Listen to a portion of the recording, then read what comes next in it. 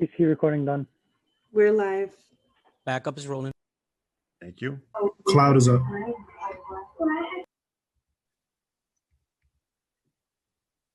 Good afternoon, everybody, and welcome to today's stated meeting. At this time, I ask that you please place all electronic devices to vibrate.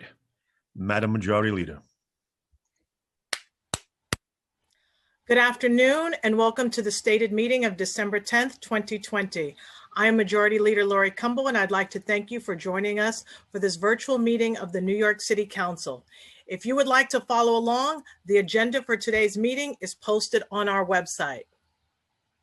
Please join us for the Pledge of Allegiance. I pledge allegiance to the flag of the United States of America and to the republic for which it stands, one nation, under God, indivisible, with liberty and justice for all.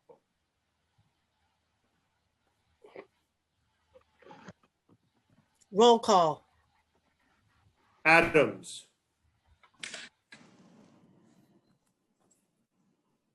Embry Samuel. Present. Ayala. Present. Barron. Blessed and present. Borelli. Present and blessed. Brannan. Present. Cabrera. Present and very blessed. Chin.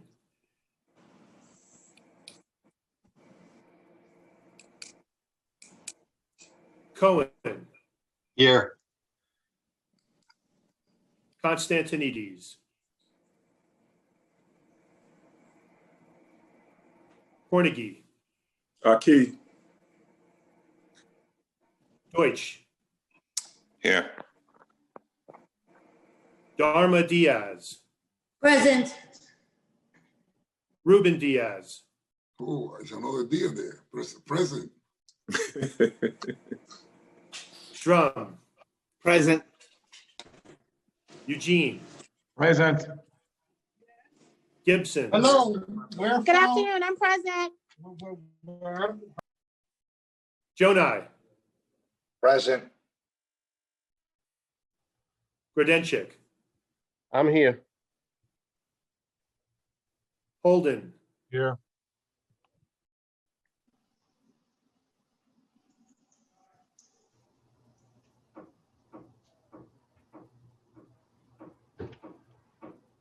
Holden.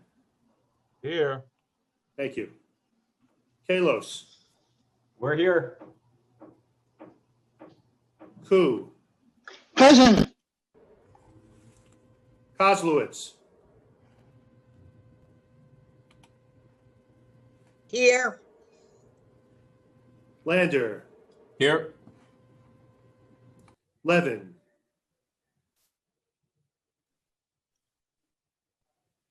Here. Levine. Here. Lewis. Here. Mizell. Here. Menchaca. Presente. Miller.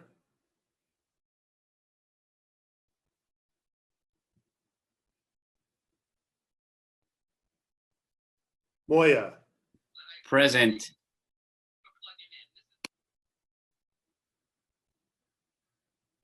Perkins.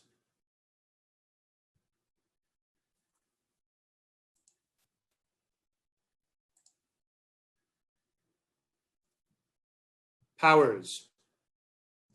Present. Reynoso.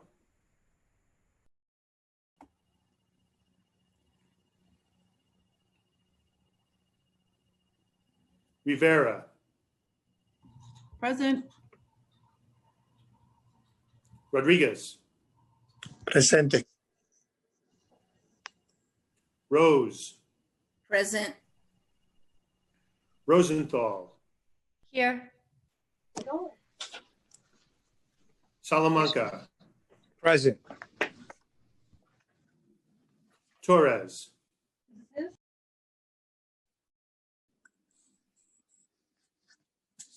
Traeger, Here. Ulrich, I am here. Valone, Here. Van Bramer, Here. Jaeger, Here. Matteo, Here. Cumbo,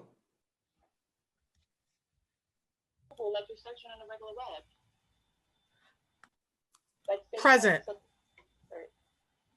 Speaker Johnson. I'm here. Madam Majority Leader, we have a quorum. Thank you. We have a quorum. We will now have today's invocation, which will be delivered by Rabbi Eli Cohen, our spiritual leader at the Crown Heights JCC, and also a very good friend right in the heart of my district in Crown Heights. Thank you. Hey, Cumbo, we share the rabbi. Take it easy. No Rabbi fighting. Cohen is all of our rabbis. Yes. So I'm joining the meeting from my office here in Crown Heights, where the Hanukkah menorah is ready, right here, to be lit for the first night of Hanukkah. And I want to thank the Majority Leader, our dear Council Member Lori Cumbo, and also our beloved speaker for this invitation and honoring our community on this eve of Hanukkah. I also have to single out, I'm sorry everybody else, but I want to single out the members that represent Crown Heights, Council Members Eugene, Ampry Samuel, and Cornegie. So a special shout out to all of you. I also ask you to join me at the suggestion of the Lubavitcher Rebbe. I'm holding up here a charity box and I'm putting a quarter in as a symbolic gift to charity. And if you have your own charity box in your home or your office or wherever else you are, please join me in that important act. This was a suggestion of the Rebbe many years ago to another rabbi who was leading such an invocation. It's a Chabad custom that we sit and watch the lights of the menorah for a half an hour after we kindle them. And while we're watching them, one of our great Rebbes taught we must listen to the message of the Hanukkah lights. So what is the special message that these lights are going to be telling us tonight? So from Proverbs, it says, "For the light of God is the soul of man." These lights tell us that every single one of us has a soul inside whose job is to bring illumination and brightness into this world. Many have described these past months as a time of darkness, of loss, and of suffering, and indeed, many, we've felt this personally. But throughout, we've seen bright souls who have brought healing, comfort, and even joy to those around them. These Hanukkah lights tell us that every one of us can be a bright light, helping our neighbors with charity, with a kind word, and with a helping hand. The New York City Council has been the flame to kindle many of those candles by supporting initiatives by great organizations throughout the city. So let us pray that you, members of the City Council, be blessed with good health, with strength, and with wisdom to continue your important work. May you merit to see the success of your initiatives, and may we all see you shepherd this city to be safe and prosperous in this tumultuous time. May the Creator bless and keep our brave first responders and health workers as they defend us and heal the vulnerable and the sick. May He bless our essential workers and all the volunteers at food pantries, social service programs, and other good works throughout the city.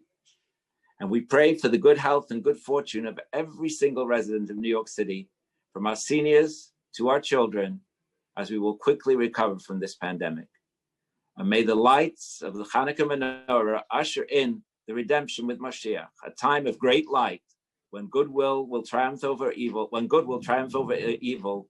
and where jealousy, wars, sickness, and hatred will be abolished, and the world will be filled with the knowledge of God as the waters cover the ocean.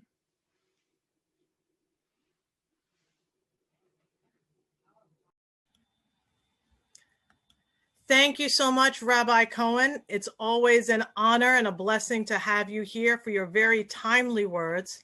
It's good to see everyone, and I hope everyone is well. In my district, it is a pleasure to have Rabbi Cohen here today. Ever since I've known Rabbi Cohen, since the beginning of my tenure, I have admired his perseverance and unique ability to work with everyone in my diverse district. In addition to being ED of the Crown Heights JCC, which has a robust food pantry and an array of social services, I especially appreciate Rabbi Cohen's footprint in the work he is doing in building bridges with our unique and diverse communities, including, but not limited to, the Hasidic community, the African American, and the Caribbean American communities through Project CARE and other initiatives. A little background now.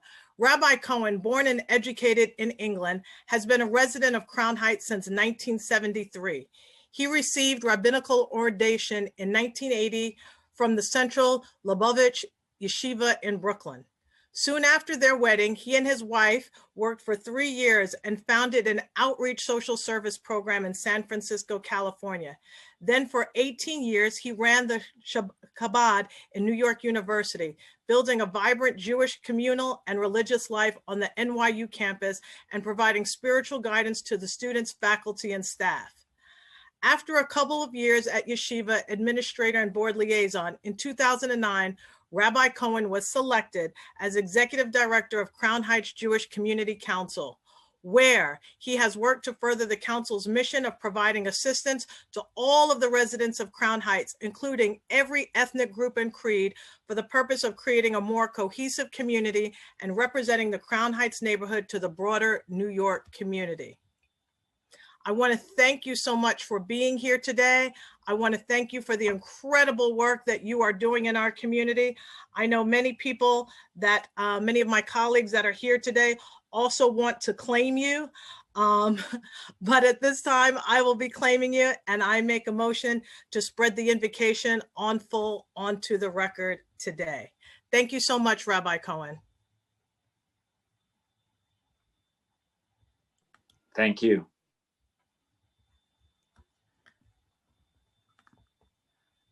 Madam Majority Leader.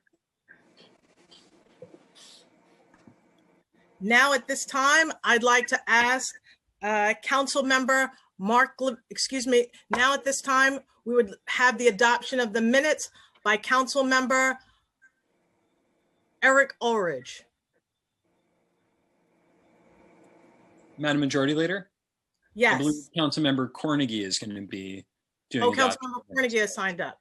Okay, we will now have Councilmember Cornegie to adopt the minutes. So I don't have that script, but I'd like to spread the, no, I'm not spreading the invocation. I'm adopting the minutes. Councilmember Cornegie.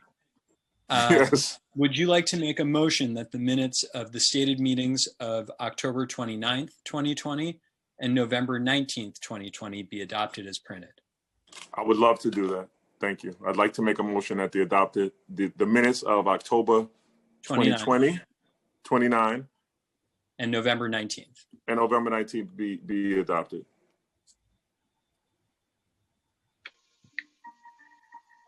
Thank you, Councilmember Cornegie.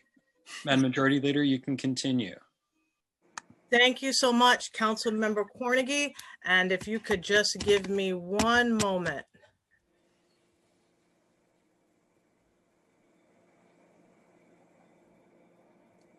Thank you. Messages and papers from the mayor. None. Communication from city, county, and borough offices. M262, the certification of election of Dharma V. Diaz, 37th Council District, Brooklyn. Congratulations to Councilmember Diaz, and that communication is received, ordered, printed, and filed. M263, Brooklyn Borough President Strategic Policy Statement. Received, ordered, printed, and filed. M264 through M266, Commissioner of Election Appointments. Rules, privileges, and elections. Petitions and communications. M267, the resignation of Councilmember Donovan J. Richards. Received, ordered, printed, and filed. Land use call-ups. None. Thank you. We will now have communication from Speaker Corey Johnson. Thank you, Madam Majority Leader. Good afternoon. Very happy Thursday to you all. As always, I hope you and your families are safe and healthy. We are sadly continuing to see an unfortunate surge in COVID-19 cases throughout our city. As we head into the winter and cold weeks ahead, I want to note how important it is to continue adhering to what public experts call the core four: staying home if you're sick, wearing a mask, washing your hands, and keeping 6 feet apart, and doing social distancing. New Yorkers have flattened the curve before, and we have to do it again. We all know that it's tough, but the alternative is tougher. We have the power to save lives by wearing a mask. We have lost too many New Yorkers to this devastating disease. As of yesterday, 24,411 New Yorkers have died from coronavirus, and that includes probable deaths. This is more than a number. These are family members, loved ones, neighbors, parents, grandparents. This is our community and our city. I want to also acknowledge, as I always do, a few of the folks we've lost from 9/11 related illnesses since we last met. We recently lost Auxiliary Officer Michael Dorian and Officer Frank Rosado of the NYPD, as well as EMT Janelle Ford of Jamaica Hospital. And we are sending our deepest condolences to their families during this difficult time. Our city, New York City, will be forever grateful for their sacrifice and service to our city. I also want to acknowledge a major loss for our city since we last met. Mayor David Dinkins, our city's first Black mayor and a man who fought for the most vulnerable in our city, died on November 23rd. He was a model for so many who entered public service after him. He never stopped looking after those who needed him the most. He was a mentor to so many on how to serve with dignity and with commitment. He believed New York City could meet any challenge it faced by working collectively. He talked about the gorgeous mosaic of our city. Our heart, my heart, is with his family and loved ones. It is a major loss. Rest in peace and rest in power, David Dinkins. Today, New York City lost another beloved civic leader and a true bridge builder. Dr. Ahmed Jabbar, a Muslim activist who made our city stronger, died this morning. We all grieve with the Muslim and Arab community for this major loss, and we are grateful for his dedication to his community and to our city. I also want to take a moment, of silence to remember all the lives that we've lost as a result of coronavirus. Officers Dorian Rosado, EMT Ford. I don't know how to get into. Laura, you're not on mute. EMT Ford, Dr. Jabbar, and Mayor David Dinkins. If we could take a moment of silence.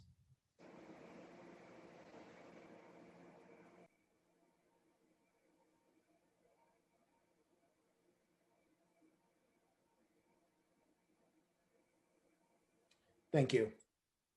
I want to acknowledge the departure of two very important staff members here at the council. John Blasco has been with the council since 2014, first working for former council member Rosie Mendez, and then joining current council member Carlina Rivera's team before joining the Community Engagement Division. John's tireless efforts here have helped communities all across New York City, and I am wishing you the best, John, on your next steps. And we are grateful for all the work that you have done here at the council. Thank you so much. We are also losing a core member of our team, Brianna Mulligan, who is the first deputy press secretary here in the Speaker's office. Bree joined the Speaker's office in 2017 under Speaker Mark Viverito and has been with the council since 2014, initially joining the office of Council Member Paul Vallone. For the past few years, she has brought so much dedication to this role, and the entire council has benefited from her work. So all of your years of service at the council are appreciated, Bree. We are excited for your next steps. We're proud of you. Thank you all for all of your hard work here at the council. I want to extend a special welcome to newly elected council member Darma Diaz. We are so excited to have you here as a council member. Congratulations. We are excited to get to work with you, and I know how excited you are to get to work on behalf of your constituents. So you were doing that work before you were elected, so this is just an extension of that. So I want to congratulate you and welcome you to your first stated meeting of the City Council. Congratulations, Councilmember Diaz. Yesterday was Councilmember Adrian Adams' birthday. Councilmember Adams, I would sing you happy birthday, but it would not sound great. And you are the real singer in the council. So I want to just wish you a happy birthday. And I hope you had a great day with Jay and with your family. And last but not least, as you heard from Rabbi Cohn, I want to wish everyone a happy and healthy Hanukkah. I want to wish everyone a really beautiful celebration of the miracle of the Festival of Lights, which begins tonight. To all of our Jewish colleagues, happy Hanukkah. To all of Jewish New Yorkers and Jews around the country and around the world, happy Hanukkah. We hope you have a really beautiful celebration over the course of Hanukkah. And now on to our agenda. Out of the Land Use Committee, you'll be voting on the following 5 land use items. The Department of Sanitation, Queens Sanitation Garage 1. This is a site selection to facilitate the relocation of a garage and salt shed to Councilmember Costa Constantinidis' district. HPD has committed to providing 100% affordable housing at the former site. The Special Flushing Waterfront District, a series of zoning actions which will facilitate the development of 1,700 units of housing and new commercial space on the Flushing waterfront, in addition to new waterfront open space, a new recreation center, and over 3,000 jobs in Councilmember Peter Cruz district. The Bedford Avenue Overlay Extension, a rezoning in Councilmember Antonio Reynoso's district, which will facilitate the development of a 3-story mixed-use building with commercial and residential uses above.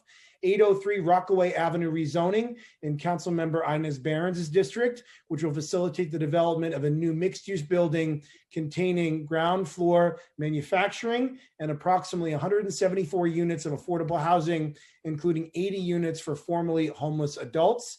Mansion Restaurant Sidewalk Cafe Amendment in Councilmember Kalos' district. Moving on to our legislative agenda, we'll be voting on 2 important resolutions that support the repeal of the Walking While Trans law, which is a state law. Both resolutions are sponsored by Councilmember Carlina Rivera. For too long, the trans community has been unjustly targeted by law enforcement. Walking while trans is not a crime, and the state penal code should reflect that. Resolution 1444A calls on the state legislature to pass and the governor to sign a bill to allow violations of, for any loitering for the purposes of engaging in prostitution offense to be sealed. This law would apply retroactively if passed by the legislature and signed by the governor. The next resolution by Councilmember Rivera related to this is Resolution 923, which would declare the council's support for Senate Bill 2243 and Assembly Bill 654, sponsored by Senator Hoylman and Assemblymember Pollen, which repeals the law that we're talking about, also known as Penal Law Section 240.37 and often referred to as Walking While Trans statute. I want to thank the staff who worked on this: Chloe Rivera, Brenda McKinney, John Blasco, Smita Deshmukh, Andrea Vasquez, and Zia Manuel Halu. Our next bill is a Housing and Buildings Bill, introduction number 2033A, sponsored by the chair of our Housing and Buildings Committee, Councilmember Robert Cornegy, would permit the Department of Buildings to issue an interim certificate of occupancy to allow for the occupancy of a building before the final certificate of occupancy is issued. The bill would not apply to residential buildings with fewer than 8 stories or 4 dwelling units, non-residential buildings with fewer than 5 stories, mixed-use buildings with fewer than 4 dwelling units, or parking structures. And I want to thank Councilmember Cornegy for this legislation. And I want to thank the staff who worked on this, Jean and Zilka, for her work on the bill. Introduction number 1170A, sponsored by Councilmember Richie Torres, will prohibit the sale of biometric identifier information. It would also require certain commercial establishments, such as retailers, restaurants, and entertainment venues, to post signage notifying customers if they collect biometric identifier information. Financial institutions are exempt from the signage requirement, as are businesses with security cameras that are not used for automated identification of individuals and do not share video footage except with law enforcement. This bill requires the city's chief privacy officer with the relevant agencies to conduct outreach and education to affected commercial establishments.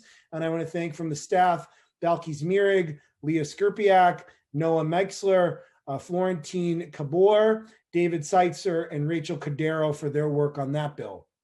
Next up, we're voting on a bill related to the issue of mold in public housing. We know that mold remains a chronic problem in NYCHA units, and we must do everything we can to alert tenants to their right to live in a mold-free environment. There are places and people to help them, and we are pleased that this bill promotes awareness of these resources. Introduction number 1911A, again sponsored by Councilman Richie Torres, will require an office or agency designated by the mayor to distribute a pamphlet or other printed documents that contain information about the mold ombudsperson, the mold ombudsperson's call center, and how to make a complaint to the mold ombudsperson to every NYCHA tenant. The office would also be required to communicate this information to each tenant by telephone. For tenants enrolled in electronic billing, the office can opt to send the information via email instead of distributing a paper copy. This legislation would also require the designated office to distribute such pamphlet to certain elected officials and community representatives, and to hold a public briefing at least once a year to provide information about the mold ombudsperson. And I want to thank Audrey Son from the staff for her work on that bill. In 2015, this council enacted the historic Fair Chance Act to ensure everyone has equal access to employment. The pandemic we are in has posed a public health and economic crisis, and right now, any barrier to employment is devastating. Individuals with criminal histories face significant barriers to stable employment. In an effort to strengthen employment protections, the council will vote to strengthen the Fair Chance Act, which again was enacted by the council in 2015. Introduction 1314A, sponsored by Public Advocate Jumaane Williams by request of the mayor, would add unsealed violations and adjournments in contemplation of dismissal to the category of dispositions that may never be considered for the purpose of making employment-related decisions. It would also extend the protections of the Fair Chance Act to current employees. This bill would also prohibit discrimination in licensing against applicants with convictions for violations even prior to sealing. And I want to thank from the staff, Balkis Mirig, YM Diori, Nevin Singh, David Seitzer, and Rachel Cordero. Our final two bills are an effort to support the arts and cultural sector of our city. Very excited about these bills. The COVID-19 pandemic has had devastating effects on this sector. It has brought on closures, restrictions, and the canceling of so much programming that our arts community does in our city. The arts are integral to the health of our city, and they are hurting so much. These bills give them a chance to survive, much like we did with open streets and outdoor dining. They will also enliven our streets and bring so much joy to New Yorkers, and we could use more joy during this difficult time. I want to thank Majority Leader Cumbo and the chair of our Cultural Affairs Committee, Councilmember Van Bramer, for their commitment to arts and culture. Introduction 2034A, sponsored by Majority Leader Cumbo, will require the creation of a website that would provide information on open spaces designated by the city for arts and cultural programming, such as roadways, parks, or pedestrian plazas. It would facilitate the use of such space by arts and cultural institutions by allowing users to search for open space on a map, as well as providing information on other arts and cultural events in the city, either hosted by an arts or cultural institution or outdoor events held on private property. The next bill, introduction number 2068A, sponsored by the chair of our Cultural Affairs Committee, Councilmember Van Bramer, would require the city to create an open culture program that would allow eligible arts and cultural institutions or cultural venues to use approved public street space for artistic or cultural events. This program would be similar to the concept of open restaurants. Our outdoor dining program that was launched earlier this year. There would be an application fee of $20 for participation in the program to cover some costs and discourage frivolous applications, but participation in the program would otherwise be free. The Department of Transportation will be required to share a list of spaces for the program by February 1st, 2021, in just a few months, and the Mayor's Office of Citywide Event Coordination and Management, which houses the city's permit office, would establish the Open Culture Program By March 1st, 2021, the program will remain in effect until October 31st, 2021, with the possibility of extension, but it would expire by March 31st, 2022. These bills were complicated. They took a long time. The staff worked really hard on them, as well as the members. And I want to thank from the staff, Brenda McKinney, Christy Dwyer, Andrea Vasquez, Smita Deshmukh, and Z. Emmanuel Halu. That concludes today's legislative agenda. I now turn it back over to you, Madam Majority Leader. Thank you so much, Speaker Corey Johnson. At this time, we will now move into discussion of general orders. We will recognize council members who wish to speak by using the raise hand function in Zoom. Please wait before you begin your remarks for our Sergeant at Arms to announce he has begun the countdown clock. The Sergeant at Arms will alert you when your time has expired. Mr. Parliamentarian, are there any council members registered to speak at this time? Yes, Madam Majority Leader. Council members Koo, Van Bramer, and Menchaca. Koo, Van Bramer, and Menchaca. Okay, we will begin with Council Member Koo. Thank you, Majority Leader. Thank you, Speaker. Today, we are voting on the special Flushing Water Fund in my district. This vote comes after decades of planning and proposals, starts and stops, meetings and hearings. And I'm very happy that the applicants and labor groups were able to arrive at an agreement that will include good paying jobs, good paying local jobs for the Flushing community. On a grander scale, we have a commitment to an economic shot in the arm for Flushing and the city at a time when we need it most. We are getting a commitment from the development team with long-standing ties to our community, who will finally connect downtown Flushing to its waterfront via an expanded promenade with playgrounds, pedestrian trails, and open spaces. We are getting 30% affordable housing on the rezoned portion of the site on Site 4. Importantly, the applicants have entered into an agreement with the city to further engage in discussions over the next 3 years with HPD and the council to work on ways to secure financing so we can maximize the amount of affordable housing on site. This is critical because we all know the pandemic has caused cuts across the board. So it was necessary to look to the future when we are not so set back by budget cuts, where we can work on securing funding for more affordability. To name some benefits, we are getting a commitment to sustainable sewage infrastructure that won't contribute CSO to the Flushing Creek, and a commitment shoreline stabilization that goes beyond the required flood zone sustainability measures. We also have commitments to direct waterfront assets, education, and programming. We are getting workforce agreements with the Queens Chamber of Commerce and the Flushing Business Improvement District that will focus on hiring from both of our lighter developments at Planned Houses and Latimer Gardens, as well as $2 million to support small businesses impacted by the development over the next 10 years.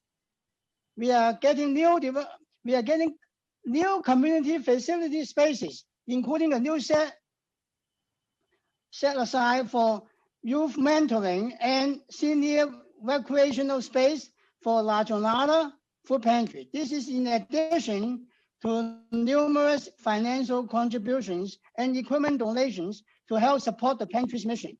And most importantly, at a time when the city of New York is struggling financially, we are getting a commitment to good paying jobs with 32 BJ and HTC, as well as thousands of temporary jobs and estimated $160 million in property tax revenues. This kind of economic development can help New Yorkers get back on their feet. I would like to thank Speaker Johnson, Chairs Moyer and Salamanca, Wajuman, Jason Goldman, Ebony Mead, Anthony Paris, and Genevieve Michael, Amy Neverton, John Douglas, Arthur Hu, Julie Rubin, and the entire Land Use Division. I would also like to thank the Waterfront Alliance, Ben Houses, Latimer Gardens, Madronada Food Pantry, City Parks Foundation, Queens Chamber of Commerce, the Flushing Business Improvement District, 32BJ, HTC, and all the other groups who were engaged throughout this process, and also my own staff, especially Elaine Chong and Scott Sieber. I would especially like to thank the applicants and the labor unions who came together despite a lot of misinformation from those who would prefer nothing but build here, for those who would prefer nothing to be built here at all. We have all struggled in this pandemic, and this isn't perfect, but we simply cannot afford to continue our demands for the perfect. We cannot simply afford to continue our demands for the perfect win out of over the good. This is a good compromise that will address many of the issues we heard from many public hearings to provide good paying union jobs, affordable housing, and a host of other community benefits. I encourage all of you, my colleagues, to vote in favor of this project. Thank you very much, Mr. Speaker and Majority Leader. Thank you so much, Councilmember Koo. We'll now hear from Councilmember Van Bramer, followed by Councilmember Menchaca. Time begins. Thank you very much. I'm going to shift gears and talk about open culture a little bit. Intro 2068A, which I'm very proud to be the prime sponsor of, is not only a cultural bill, it's a small business bill, it's a job creation bill. It creates for the first time a one-stop shop for expedited permits for cultural organizations, individual artists, and other performing arts venues. And most importantly, the performances will be able to be ticketed events, and these organizations and artists will be able to charge for the performances. It is incredibly important that we allow artists to be paid for the work that they create and they perform. The New York City Open Streets program will be a source of dancing and singing, comedy, and performance. And other locations will be able to be chosen by artists and arts organizations in consultation with their local council member. All of the DCLA recipients are 5 borough arts councils, and all the individual artists who receive grants through the arts councils, as well as other organizations like comedy clubs, can access and participate in the program as long as they have a sponsor among those 2,000 arts organizations and individual artists. This is incredibly important. We've lost hundreds of thousands of jobs. Artists have been struggling to pay the rent and stay in New York City. This is the first time that we are doing something for artists, for the cultural community, for all of those small theaters, all of those small performing arts venues that simply shut down in March and haven't been able to produce, and the artists who haven't been able to be paid for the art that they want to create and share with the world. So starting March 1st, we will see art, dance, music, performance break out all over the city of New York, democratizing art, making sure that we're making better use of city streets, and most importantly, putting artists back to work. I'm enormously proud of this bill. I want to thank the speaker, Jason Goldman, my staff, Jack Bernadovitz. This is his first piece of legislation that he's seen through to completion. My chief of staff, Matt Wallace, our counsel, Brenda McKinney, who worked really hard on this, Christy Dwyer, Alia Ali, and all of those artists and all of those advocacy organizations for the arts who pushed for this open culture program to happen. There is more to be done. This is just the beginning, but artists and art organizations, you are seen, you are heard, we support you, and I can't wait for open culture to be a reality in New York City. Thank you very much. Thank you so much, Councilmember Van Bramer. It's been an honor to work with you on this legislation. At this time, I'd like to call on Councilmember Carlos Menchaca. Time begins. Thank you, Majority Leader. The Flushing rezoning has falsely been presented today as a boost to the local economy and affordable housing. It is not. Spending 10 years on a bad plan doesn't make it a good plan. COVID has changed everything. At a time and place of extreme need, this body, our city council, will be and continuing to approve developments that help the rich at the great expense of our working families. It is egregious to argue that this rezoning is for the people of Flushing, when the community and advocates are saying the contrary. And up until a few days ago, a couple of unions were against it and standing in solidarity with the people. Well, congrats to them. In a neighborhood with the highest overcrowding rate in the city, this rezoning promises 1,700 new apartments, only 3% of which will be affordable. That is a tenth of what would be required in MIH. This mayor promises to create new affordable housing programs around this project in the future. Well, good luck taking that to any bank with public trust. The community of Flushing is already severely rent burdened. In a majority low and moderate income neighborhood, majority immigrant, thousands of whom are seniors, exacerbating the rent burden means creating a housing crisis and displacement. This morning, we just sat down with advocates on Stabilizing NYC, where we're trying to fund programs to support people that we're about to be displacing in the future. Equally important, New York City's waterfront should be publicly accessible. This rezoning will result in a privately managed waterfront with limited public access. The City Planning Commission, to no surprise, also failed to conduct an adequate environmental review and has disregarded community input. The environmental factor is crucial to the community of Flushing. Flushing Creek has one of the worst combined sewer overflow problems in New York City, and the arrival of thousands of new residents will undoubtedly exacerbate this unjust environmental burden. Nonetheless, I understand the unemployment crisis facing our city and empathize with those to see this proposal as an opportunity to get back to work. But it is a terrible deal that promises a short-term win for some while creating a long-term crisis for an existing community. The promise of good jobs is important, yes, but it is and cannot be justified while threatening the homes of thousands of people barely hanging on to their communities today. The residents of development that serves them, that creates desperately needed stability and opportunity within our communities, and that goes through a legitimate environmental review process. I will be voting no, and I will be asking my colleagues to join. Thank you. Thank you, Councilmember Carlos Menchaca. Mr. Parliamentarian, are there any other members registered to speak at this time? Yes, Madam Majority Leader. Councilmember Barron. Time begins. Thank you very much. I want to echo the comments made by my colleague, Councilmember Menchaca, and to say, if you look at the design of the project, you will see that that waterfront area is in fact reserved for those who are in those apartments that are at market rate and above.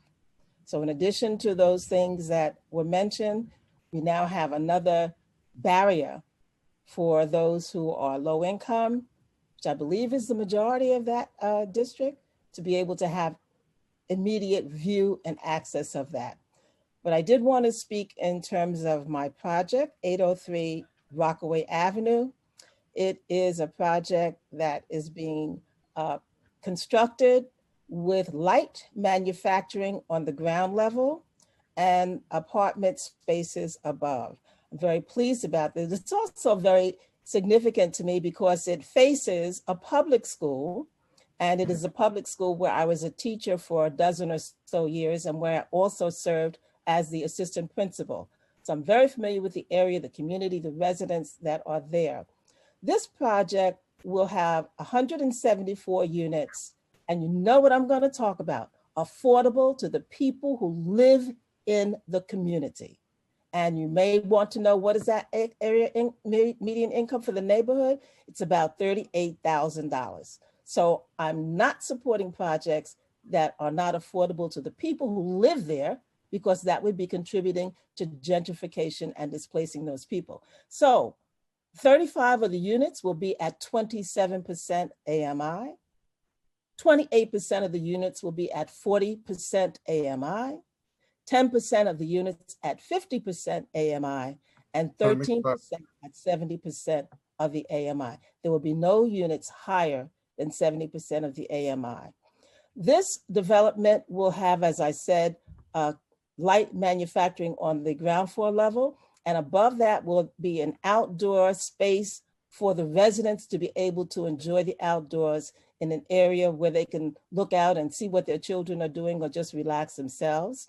It also includes 2,500 square feet of community facility space, and the light manufacturing that is there that will be offered to small businesses will be offered at prices that are at least 20% below market rate.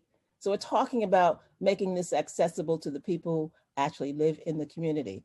There will be the population that is invited to participate in this are veterans, seniors, those who are in need of support services, and those who were formerly homeless. We know we're in a pandemic. We know everyone has needs, but certainly this is a population that has extreme needs. And this is a project that will address those needs of those people. So I urge all of my colleagues to vote in favor of this project. I want to thank all of those in land use and all of those on the speaker's staff and my own staff that worked on getting this project to this point. Thank you so much. Thank you, Councilmember Barron. And we will now hear from Councilmember Cornegy.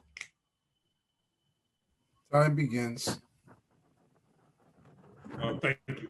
I want to speak on my bill intro 2033, which would allow the Department of Buildings to ensure interim certificates of occupancy before all the work in the building is completed. If work is nearly completed on a building and only a few units are still under construction, this should not prevent finished apartments from being safely occupied. We need more housing in New York, and this is a common sense way to create housing with apartments that are already complete. This removes a technical hurdle that will help New Yorkers find a home. The DOB issues certificates of occupancy before a building can be legally occupied. Where a certificate of occupancy cannot be issued because there are outstanding concerns, DOB will issue a temporary certificate of occupancy. This temporary certificate of occupancy, which is valid for 90 days, indicates that the property is safe for occupancy, but the outstanding concerns preventing the issuance of a final certificate of occupancy have not been resolved. After 90 days, DOB must inspect the property before a new temporary certificate of occupancy can be issued. As a result, DOB is required to repeatedly inspect properties with temporary certificates of occupancy, placing a large administrative burden on an already overworked agency. Proposed Intro 2033A would allow DOB to issue interim certificates of occupancy before all the work in the building is completed, allowing safe occupancy of specific floors, reducing the need for repeated inspections before the final certificate of occupancy can be issued. This bill does not apply to residential buildings with fewer than 8 stories or 4 dwellings, non-residential buildings with fewer than 5 stories, mixed-use buildings with fewer than 4 dwellings, or parking structures. This bill also requires that temporary certificates of occupancy, including interim certificates of occupancy, be posted in buildings. These temporary and interim certificates of occupancy can be revoked if they were issued in error or based on incorrect information. Overall, this bill creates a pragmatic way for DOB and the private sector to allow for units that are safe to be occupied while removing the burden of unnecessary repeated inspections. Thank you so much for everybody on the staff who's worked on this bill. I appreciate it. I hope all of my colleagues will sign on. Thank you. Thank you. Mr. Parliamentarian, are there any other members who wish to speak at this time? No, Madam Majority Leader. At this time, I would just like to say I recognize that everyone has very interesting and important land use decisions that they have to make in their districts on an everyday basis. Everyone's district is very different. Land values are very different. The complexities of everyone's district is very different. And whether it's Industry City and Councilmember Carlos Menchaca's district, or it's in Flushing and Councilmember Ku's district, you both know your districts well, you know them best. You were voted by an overwhelming majority of the individuals in your district to make the best decisions for your district. And so I congratulate everyone here, particularly Councilmember Barron as well, who's been able to produce extraordinary affordable housing in her community. So with that, I would then like to go on to the report of special committees. None. Reports of standing committees. Report of the Committee on Civil and Human Rights, Intro 1314A, prohibiting discrimination based on arrest or criminal record. Amended and coupled on general orders. Report of the Committee on Consumer Affairs and Business Licensing, Intro 1170A, biometric identifier technology. Amended and coupled on general orders. Report of the Committee on Cultural Affairs, Libraries, and International Intergroup Relations, Intros 2034A and 2068A, Outdoor and Open Space for Cultural Events. Amended and coupled on general orders. Report of the Committee on Housing and Buildings, Intro 2033A, Certificates of Occupancy. Amended and coupled on general orders. Report of the Committee on Land Use, LU 691 and Reso 1501, Queens Sanitation Garage 1. Coupled on general orders. LU 694 and Reso 1502 and LU 695 and Reso 1503, Special Flushing Waterfront District. Coupled on general orders. LU 696 through 698, Coney Island Avenue rezoning. Approved with modifications and referred to the City Planning Commission pursuant to Section 197D of the New York City Charter. LU 699 and Reso 1504, Bedford Avenue overlay. Coupled on general orders.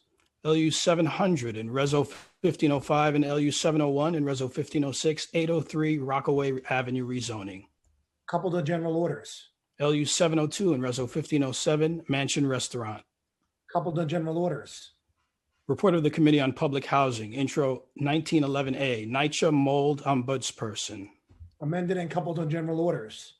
Report of the Committee on Rules, Privileges, and Elections, Preconsidered Reso 1497, Council Committee Changes. Coupled to general orders, and at this time, I'm asking for a clerk to take a roll call vote on all of the items coupled on today's general order calendar. Okay. Councilmember Adams. Aye. Thank you. Ampry Samuel. Permission to explain my vote. Permission granted. I just wanted to quickly say thank you to everyone, to all of my colleagues who expressed words of comfort and condolences on the passing of my mother, Ernestine Turner, who died after a short battle with an aggressive cancer. And so I just want to say thank you so much for keeping me in your prayers. This is a difficult journey, but again, thank you. And I just wanted to also say congratulations to Councilmember Diaz and happy birthday to Councilwoman Adrienne Adams. And with that, I vote aye on all. Councilmember Ampry Samuel, your mother was just such a bright light. Ernestine was, every time you were around her, you felt what a special human being and person she was. And I have such a great memory of not this past summer, but the summer before, marching in the Brooklyn Pride Parade with her after she had finished up some of her treatments when she was pretty sick, and what a wonderful time she had. And I just remember her going to every campaign event you had, coming to City Hall all the time and beaming with such pride and joy over you and your amazing brother as well. So, it's such a tremendous loss. And I know that when we lose a close loved one, people reach out, immediately when it happens. But I want you to know that we are here for you, not just in the immediate aftermath, but always, because we know it leaves a devastating hole in your heart and in your life. And so I was so grateful to get to know your amazing mother. And we are really thinking of you and praying for you and your family. And I'm glad you mentioned her today, of course. Thank you. And I applaud you for being here today and for continuing with your hearings, continuing with the work. It's an honor to see your strength and for you to be here to continue the work of the people. Thank you. Ayala. Permission to explain my vote. Time begins. Very quickly, just want to say how much we love Alika. This is a sisterhood that we have at the City Council, and I love you so much and send you, all of my thoughts and prayers.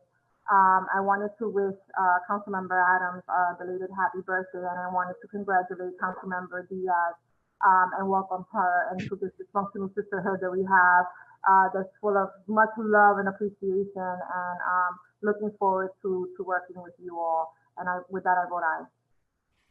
Thank you. Barron,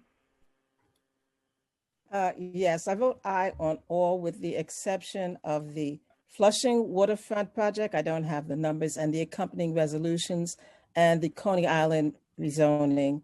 I don't, again, have the numbers in red. I think those are 9699, 696, 697, 698 in the accompanying resolutions. And I echo the comments of the speaker for my colleague who is going through her healing process. And I just want to say, in terms of David Dinkins, I also want to comment on his loss. He was a great person, a gentleman in all respects. And when I was a principal, he took the time out of his busy schedule to come from Manhattan to be a guest speaker in my school at an assembly program where my focus was on reading comprehension. And so I just want to acknowledge that. Thank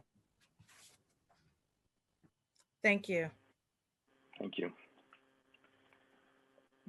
Borelli, Thank you. I'd like to echo the words both of congratulations and of condolences that the speaker laid out prior. And I'd also like to vote aye on all except intros 1314 and resos 0923 and 1444. Thank you very much. Thank you. Brannan, I vote aye on all.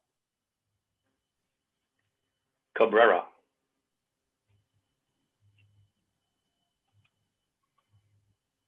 Councilmember Cabrera, you might be on mute.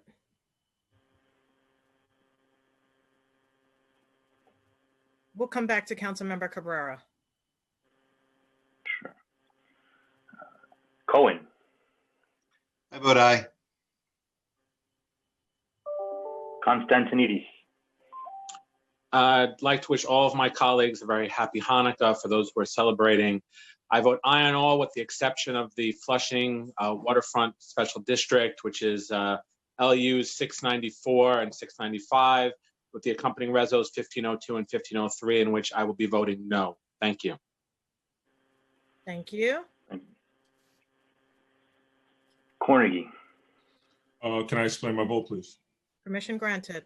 So I just want to say to Alika, I didn't get a chance to know your mother very well, but I do know that you can judge a tree by the fruit that it bears. So it's been a pleasure to work with you, and I can see your mother and her sowing into you all over your work. So it's a pleasure to know her through you. I want to congratulate all of my colleagues on great legislation passed today, but especially Carlina Rivera on her bills and resolutions. I think it's important to always keep in mind those are who are tremendously underserved and who are under tremendous pressure of violence just for being who they are. A special happy birthday to my homegirl, Adrienne Adams. And we know why we say that, Adrienne. And I definitely want to welcome Darma Diaz, which I feel like I don't know how to welcome her. We stood shoulder to shoulder throughout this pandemic in our respective communities, working side by side to make sure that our communities are taken care of, both with food and PPE. So welcome, Darma. I mean, you know, we spent so much time together, but it's great to see you in this capacity. And I look forward to working with you and sharing any information or insight that I may have. Please feel free to use me as a resource. And with that, I vote aye on all. Thank you. Councilmember Deutsch. Thank you. I vote aye in all, except for Reso 144A and Reso 923. And I want to congratulate Councilmember Darma Diaz, and I also want to wish all my Jewish colleagues a happy Hanukkah. May the light of the menorah shine upon all of us. Thank you, and happy Hanukkah to you. Thank you, Majority Leader. You're welcome. Councilmember Darma Diaz.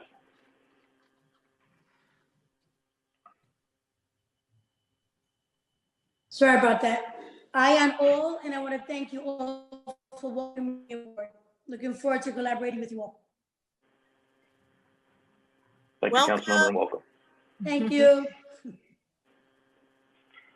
Councilmember Ruben Diaz. Thank you. I am voting yes on all except resolution 923 and 1444.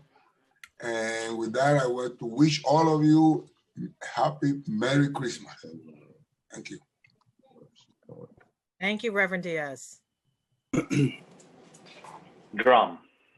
Permission to explain my vote. Permission granted. Thank you very much. Let me start off by expressing my condolences to Alika Ampry-Samuel as well. I also want to congratulate Carlina Rivera, Councilmember Rivera, for taking the lead on the Walking Well Trans. Many of you know that I was arrested when I was 16 years old and charged with prostitution, something that has gone on as a tool to use against the LGBT community for many, many years. And it's about time that we ended it. And so I'm very glad to see this passing today. I also want to offer congratulations to my colleague, Peter Koo, a man of color, thrice elected to the city council. He knows his district best. I think the majority leader said that. And when I was making this decision, I took into consideration the article by council members Van Bremer and Menchaca in support of member deference. And I really agree that, member deference is important, especially when you've been elected 3 times to the city council.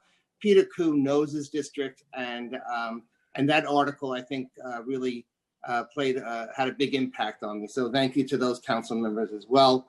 And I think that ultimately we wound up with a very good deal, and one that both of the unions, the HTC and 32BJ, can support. So therefore, I am voting aye on all. Thank you. Thank you, Councilmember Drum. Eugene.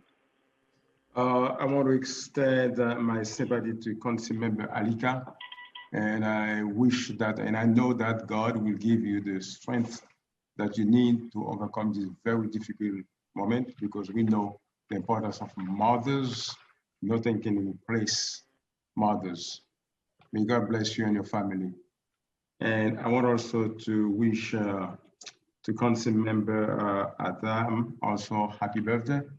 This is a wonderful moment for you. We know how we enjoy our birthday. God bless you. All the best and all success to you, and blessing to you and your family. And to all our friends and colleagues from the Jewish community and also colleagues from the City Council, happy Hanukkah. Have a safe and happy Hanukkah to all of you. And to the new Diaz, council member, Dama Diaz, congratulations. It will be a great pleasure for me to work together with you for the good city of New York. And with that, I vote aye on all. Thank you. Thank you, Councilmember Eugene. You're very welcome. Gibson. Permission to explain? Permission granted. Thank you. Thank you, Madam Majority Leader. Good afternoon, Speaker, my colleagues, and everyone who's joined us today. I want to join with all of you in recognizing our sister, Councilmember Alika Ampry-Samuel. We continue to lift you up, to you and your family, on the loss of your beloved queen. You know, we are always here for you and your family. I want to wish Councilmember Adrienne Adams a happy belated birthday. We had a wonderful surprise birthday celebration for our sister yesterday. And we love you. We, the Women's Caucus, want to join with the council in recognizing our newest member and sister from Brooklyn, Councilmember Darma Diaz. Congratulations, and we look forward to working with you. Happy holidays to each and every one of you. Happy Hanukkah to my colleagues who are celebrating and observing this important holiday. And I want to just explain my vote on 2 pieces of bills before today's agenda. Councilmember Carlina Rivera, thank you for leading the effort. Chair Helen Rosenthal, the Women's Caucus, the BLAC, thank you so much for your work supporting state legislation, recognizing that we have to support the Walking While Trans ban and repealing that. It is an archaic law that unjustly targets and punishes Black, Latinx, and immigrant trans women throughout our city. Too many trans women and men have been assaulted, and this law is archaic and we must repeal it. So I want to thank you all for your work, and the Walking While Trans Ban Coalition for all of their help as well. And then I also want to congratulate everyone who has bills on today's agenda. Thank you for all of the work you've done. Councilmember Peter Koo, I know that rezoning was not easy for you in downtown Flushing. I do recognize we did come to an agreement with Hotel Trades and 32BJ, but I do want to express concern as we move forward that we have to keep pushing the needle. We need to make sure that there is a conversation and a mindset that as we promote good jobs, we have to promote affordable housing. They go hand in hand. And we simply have to keep pushing to make sure that these projects work in the best interest of everyone, especially the local community. So with that, happy holidays, happy Hanukkah. I vote aye on all of today's agenda items. Thank you, Madam Majority Leader. Thank you, Councilmember Gibson. Joan, aye. Permission to explain my vote? Permission granted. Thank you, Majority Leader. Thank you, Majority Leader. Let me first begin by extending my condolences to Alika on the loss of a loved one. You learn to live with the losses, you never get over them. And my prayers are with you and your family during this difficult time. Adrian, happy birthday, many, many more healthy, happy, wonderful birthdays. And to our newest colleague, Dama Diaz, congratulations. Looking forward to working very closely with you. We have a lot of work ahead of us. So you're gonna we're teaching you how to swim the hard way. You're being thrown into the pool. And there you go. To those that are celebrating Hanukkah, I wish you all the blessings of this holiday season, and may the light continue to shine on you. And with that, I vote aye on all. Thank you, Councilmember Jonai. Gordenchik. Thank you. Permission to explain my vote? Permission granted. Thank you. First, I want to join my colleagues in offering condolences to Councilmember Ampry Samuel. Councilwoman, I lost my mother almost 10 years ago, and I speak to her every day, and I can promise you that your mom will never leave you. She will never leave you. I also want to wish everybody a happy and safe Hanukkah. I want to welcome our newest colleague, Dharma Diaz, and hope that you have a wonderful time here at the council, and that I know you will do great things for your community. I want to speak about the Flushing rezoning. I want to congratulate Councilmember Peter Koo, the land use staff, everybody that was involved in bringing this across the finish line.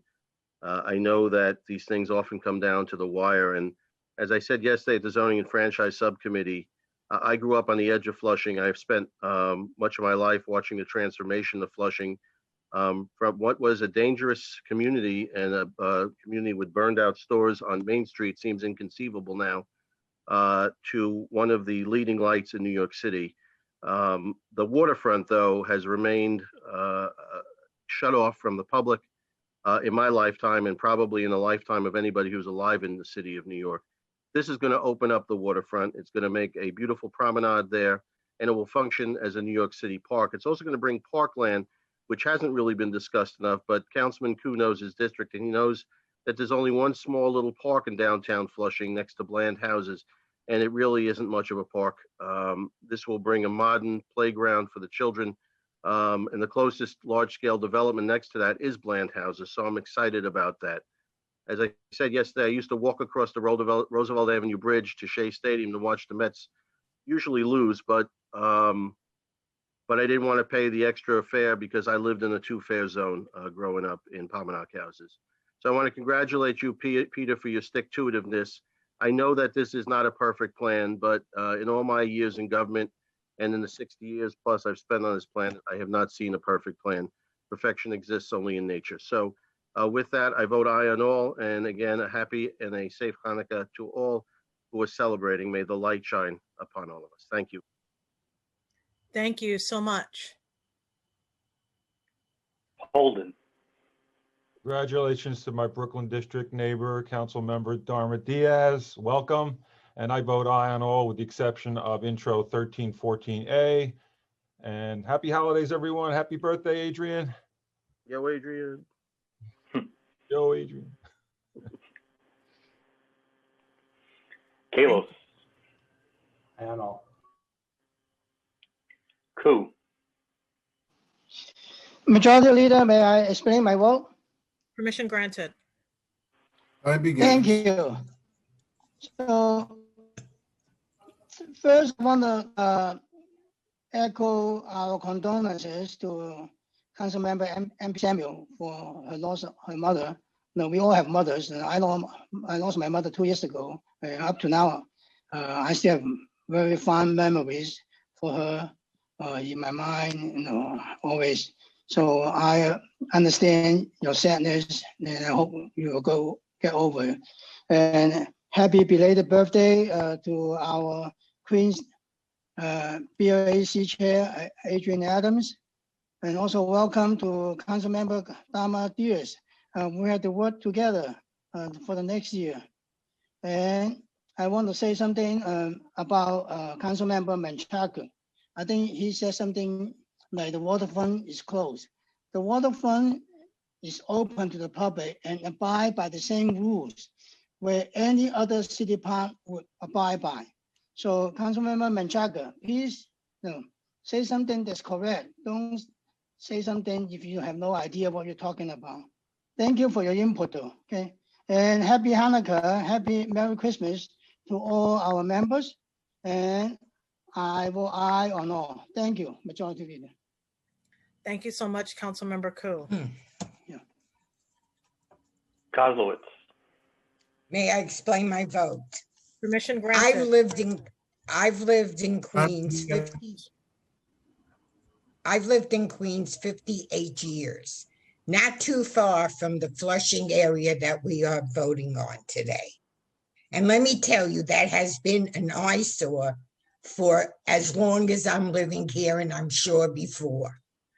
I can't understand why people will vote against this project that a community wants. The community board voted for it.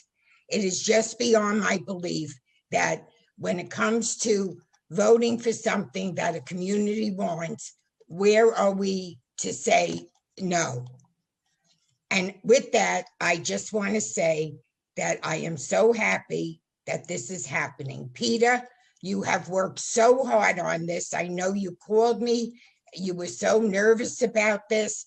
And I am so happy that you are getting what you want, that the community of Flushing is getting what they want. Congresswoman Grace Meng was supporting this. The community board supported it. The business district supported it. Who are we to say no to this wonderful project? I look forward to seeing it built. And I just want to say congratulations to you, Peter. You did a great job. And thank you to the unions. And thank you to our speaker, Corey Johnson, and Jason Goldman for working on this. And also to Francisco Moya, who borders the creek on the other side. So congratulations to all of you. Thank you, Councilmember Koslowitz.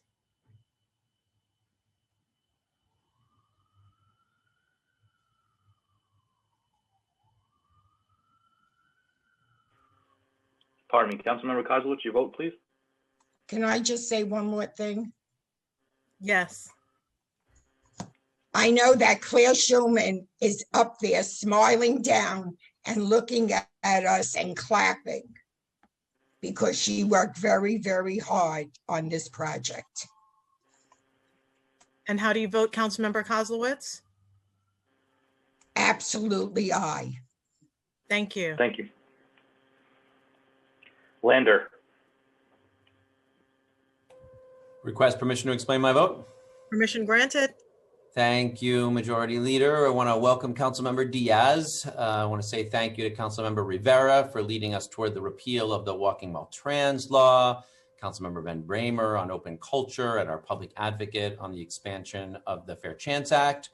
I genuinely respect and appreciate the hard work of Councilmember Ku, Chairs Moya and Salamanca, and Speaker Johnson, and of course the fierce organizing of 32BJ and the Hotel Trades Council, which have made the Flushing rezoning meaningfully better than it was and in ways that matter. But I still believe it falls short of the standards of affordable housing, equitable and sustainable development that we should be setting here. Now, to be clear, much of that is the fault of our too reactive, too piecemeal, too developer-driven land use process. And I hope this project will serve as a wake-up call to help us fight to change that process. So I vote no on the Flushing rezoning land uses 694 and 695 and accompanying resolutions 1502 and 1503, and aye on the rest. And finally, may the Hanukkah lights we kindle tonight remind us of the courage of ancestors and the wonder of miracles, and inspire us to fight for the freedom and safety of our people and of all people in these 2 dark times. Thank you. Thank you, Councilmember Lander. Councilmember Ku, did you want to clarify your vote? You're muted, Councilmember Ku. I want to clarify something I misspoke. I want to send my condolences to Councilmember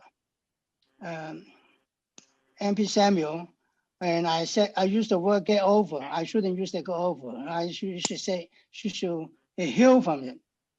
Because of my language or my culture, you know, we say get over, but in American culture, you have to heal from something. So, Councilmember MP Samuel, please accept my apology.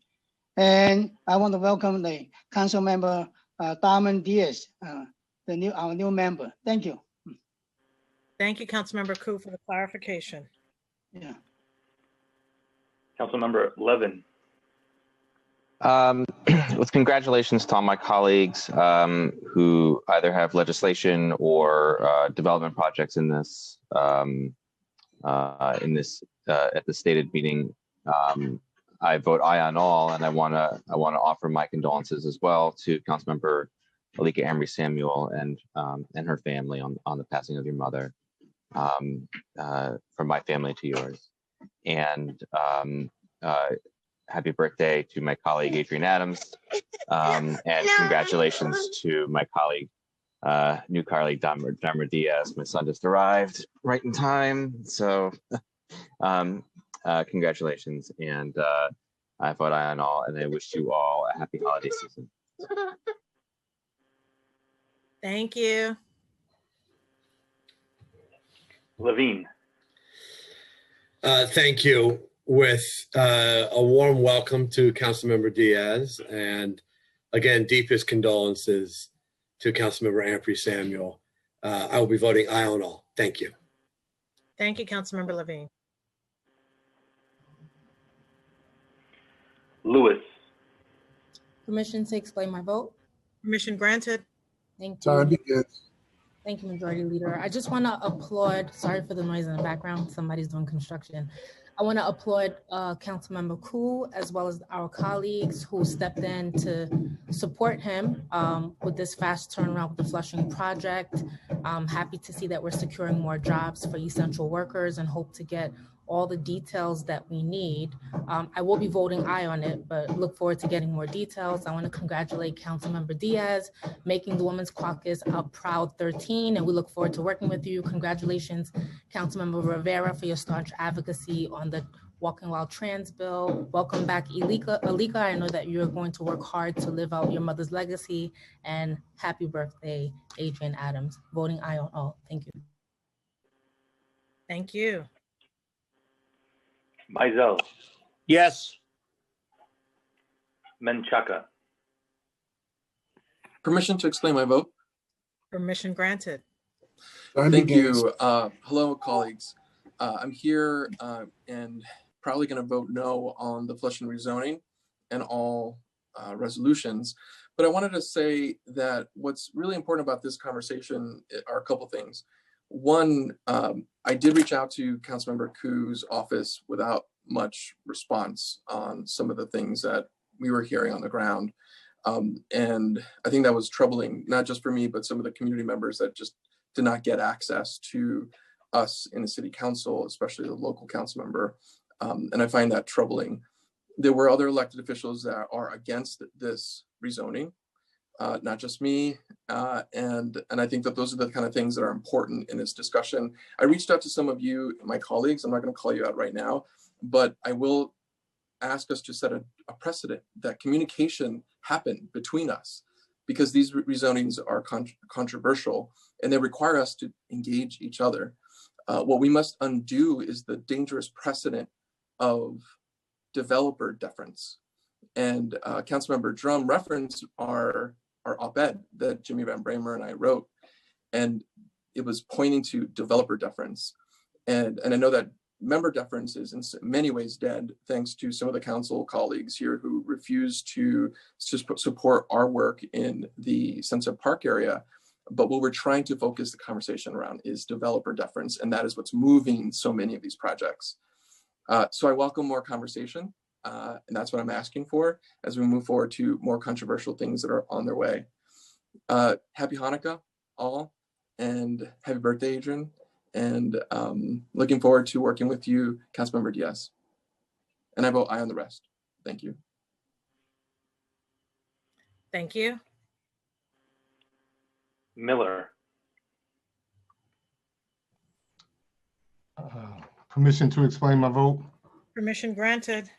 Good afternoon, colleagues. And again, once again, Alika, my condolences on the passing of your mother, phenomenal mother, and an even more phenomenal public servant. If anyone has had the opportunity to see Ms. Turner walk through the Brownsville area, she just was a queen, and the children and the community loved her, and we all loved her, and we will miss her certainly.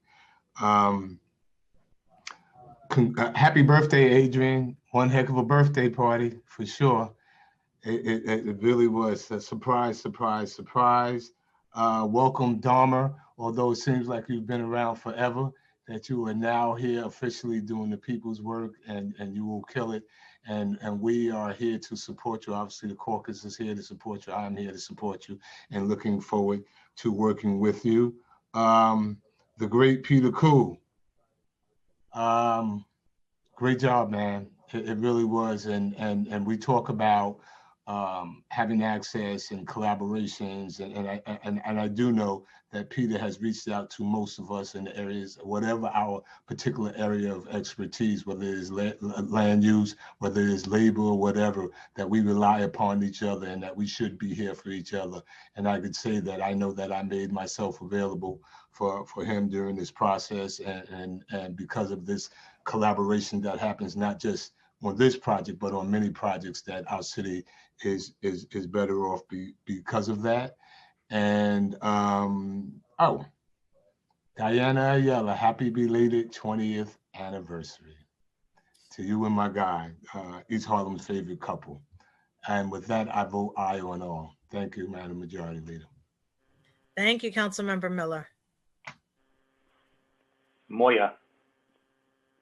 I vote aye on all, and I just wanted to express my condolences as well to Alika and her family with your loss of your mother. I also want to welcome my good friend Dharma Diaz to the council. I know you're going to be a rock star. Thank you so much for all the work that you've been doing. And to Peter, congratulations on a fight well fought. Thank you. Thank you, Councilmember. Powers. Sorry. I'm up. Just permission to explain my vote quickly. Permission granted. Thank you. Thank you. I only want to add, I was not going to explain my vote, but I just want to add that I'm voting aye on all, but I want to just, to the allegation that Councilmember Koo did not communicate clearly, I think is not the experience I had. And I want to just speak up in his favor here, because whether you disagree or not, don't agree with the proposal, I talked to him numerous times about issues that came up during it. He communicated very clearly to me, and I feel like that was a very unfair attack on him. Whether you disagree with the proposal, to make a comment that he doesn't, I spoke to him when I needed to. He communicated affirmatively. I just want to, speak in his favor here, because even if you disagree with the proposal or the process, I think that was an unfair attack on him, and I think he deserves sort of an apology for that. I also want to welcome Dharma Diaz to the council. I want to, again, of course, express my condolences again to our colleague, Alika Ampry-Samuel. I know how hard the last few weeks have been for you, but you know that all your colleagues are here in support for you, and anything you need, we're here for you. And of course, I want to wish all my colleagues a happy Hanukkah and to continue to stay safe and healthy. And like I said, I vote aye on all. Thanks. Thank you so much, Councilmember Powers. Reynoso.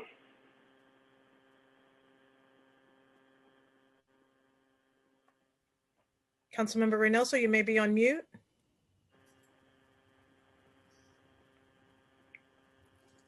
He's logged off at the moment. Councilmember Rivera. Permission to explain my vote? Permission granted. Time begins. Thank you. I just want to say, Alika, I miss sitting by you a lot. I'm here if you need anything.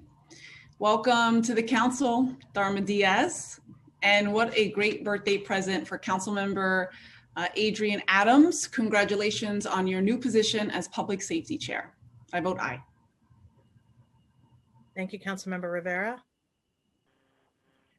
Rodriguez.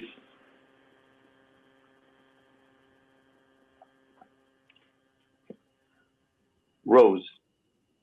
Permission to explain my vote? Time begins. Thank you. I want to vote aye on all. And I want to send all my love, prayers, and condolences to my sister, Alika. It seems like a dark time, and I just want you to know that we're here for you. And to Councilmember Diaz, I wonder if that sounds great to you, Dharma. Councilmember Diaz, I want to say welcome and thank you for adding to our numbers. We have phenomenal women in the council, and I'm glad to welcome you to our ranks. And I want to say to Carlina, thank you so much for this meaningful legislation for our trans community. I want to say happy anniversary to my girl, Diana. And I want to wish a happy Hanukkah to all of my colleagues. And I just want to say it's such an honor to serve in this city council. I've been in 3 now. It is really an honor to serve in this city council. And to Adrian, I want to say happy birthday to ya. Happy birthday to ya. Happy birthday to ya. Happy birthday to ya. Happy birthday. Happy, come on, y'all. Birthday. Happy birthday. Hey, y'all. Happy birthday. Happy birthday. And that was a real surprise. That was a good one. Adrian, this is proof that you are the singer in the council. I'm not, and apparently we are not, but happy birthday. And I love you guys. I love you, colleagues. Thank you. You made my day. Thank you so much. Birthday.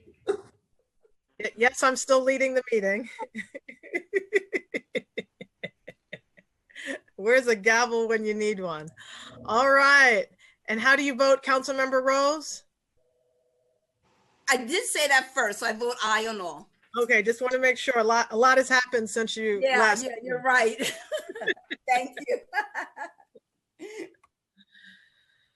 Rosenthal. I vote aye on all, and of course, welcome our new council member Diaz. Welcome to the team. And of course, happy birthday, Sister Adrian Adams. You are a remarkable woman. Welcome to the team, by the way, and the club. Yeah. And to Councilmember Alika Ampry-Samuel, when our speaker was talking about that Brooklyn Pride Parade, he spoke about it perfectly. I remember the same moment, and really have, you know how much I admired your mom, and really glad that you two had each other, you know? It was a really good team. All right, so that's it. I vote aye on all. Thank you so much, Councilmember Rosenthal. Salamanca. Aye on all. Torres. Permission to explain my vote? Permission granted. Yeah. Time begins. Alika, I'm praying for you. You know, when I the first time I met your mother, I said to myself, this is where Alika gets her generosity of spirit. She was a sweet soul. And I know that she's so proud of you because you've never forgotten where you come from. And you fight for our neighbors in public housing every day. So God bless you. And I'm keeping you in my prayers. And I want to wish Adrian a happy birthday. Adrian, I miss sitting next to you because I need someone to laugh at my bad jokes. You inflated my sense of confidence. And I want to just commend Peter Koo. You know, he is a consummate gentleman, and he was proactive in communicating with me throughout the process. And even when I said to him I could not support the project without HTC and 32BJ, he was nothing but a gentleman.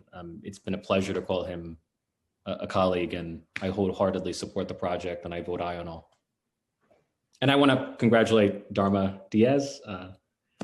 My staffers, Angel Vasquez and Ron Jordan, speak the world about you. Unfortunately, I'm only going to be your colleague for less than a month, but you cannot have a better family than the New York City Council. Thank you, Councilmember Torres. Councilmember Rodriguez. Aye. Thank you, sir. Traeger. Aye.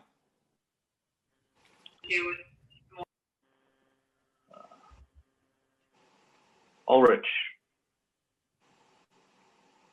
With congratulations to Councilmember Koo on a very hard-fought rezoning, but I know it's going to be a positive thing for his community for decades to come. I'm voting aye on all with the exception of 1314A.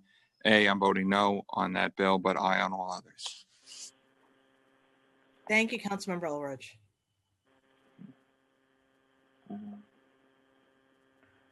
Vallone. Happy 25th birthday, Adrian. We all love you.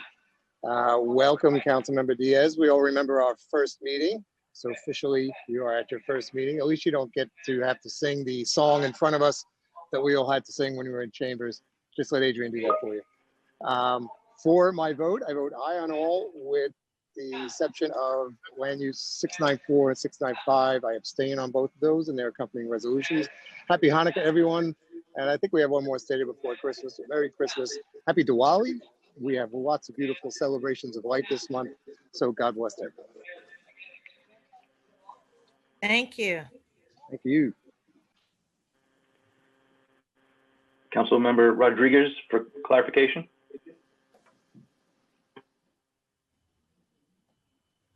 What is it? No?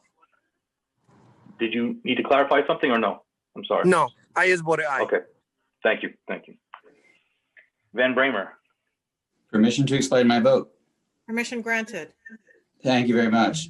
First, and I said this to Councilmember Ampry Samuel before, as someone who's caring for an elderly parent, obviously my heart is with you and your mom and your family. The second, I just want to say this is very serious work that we're engaged in here, and we should strive to not make the decisions we make here personal and keep it professional. And with that in mind, I just want to say, I did speak to Peter Koo this morning to let him know that I would oppose this project. And we've had a couple of conversations, and he was very respectful and gracious as I explained to him what I'm about to say. I cannot vote for a plan that contains so little affordable housing and contains only an unenforceable promise by the developer to do better by the community within the next 3 years. The inclusion of labor is very important in this agreement, but let's be clear. Had there not been community opposition, had there not been a fierce resistance to this project as proposed, labor would never have been brought into the deal. So let's give credit where credit is due, which is at the community level. And then, of course, BJ and HTC working with everyone to make sure that those union jobs were had. But it starts with community. Look, our land use system is broken. It exacerbates the wealth gap. and housing insecurity every time we vote for a project like this. This project, with approximately 5% of affordable units and not nearly enough community benefits, is absolutely unacceptable. I stand in solidarity with the community advocates in Flushing who stand opposed, and so I vote no on item 694 and 695. Thank you. Thank you, Councilmember Van Bramer.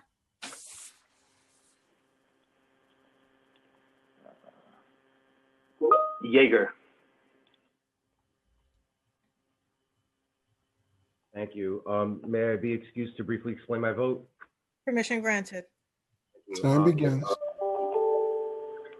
First, simply because he was right before me, Councilman Van Bramer for his words, especially the beginning part. I'm not going to speak about the project, but I will say that perhaps we've all been guilty sometimes of personalizing our differences, and me as well. And if that's the case, I shouldn't either, but I do appreciate that this is not the first time I've heard Jimmy Van Bramer say things like that on this floor, and I want to make sure that secondly, my new colleague from Brooklyn, who I expect to learn an awful lot from. She's incredible, Councilwoman Diaz. I'm just happy that we have another member in Brooklyn to even it out, because in Brooklyn we don't have enough. But she's fabulous. She's wonderful. She's smart. And I know I'll learn a lot from her. I already have, and I hope to continue doing that as well. And with that, I vote aye on all, and I'll be speaking during general discussion as well. Thank you very much, Madam President. Thank you, Councilmember Yeager. One moment. Okay. Matteo. I'm voting no on 1314, aye and the rest. And I want to congratulate Councilmember Koo, who handled this process, I thought, extremely well and professionally. You always communicated with me throughout the process, and I know you did everything you can to make sure you get the best project for your district. So congratulations, Councilmember Koo. Happy Hanukkah to all my colleagues and everyone celebrating. My condolences to Alika. I know how hard this is for you and your family, so my thoughts and prayers are with you. And I welcome our new Councilmember Diaz.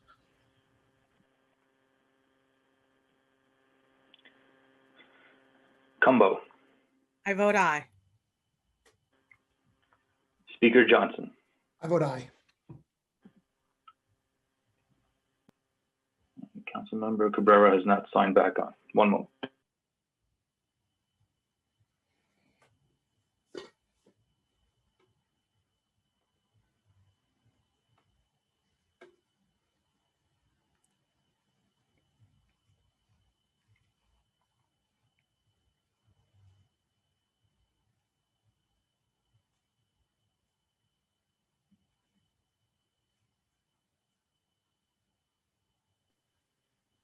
Okay, all items on today's general order calendar have a vote of 44 in the affirmative, 0 in the negative, and no abstentions, with the exception of the following.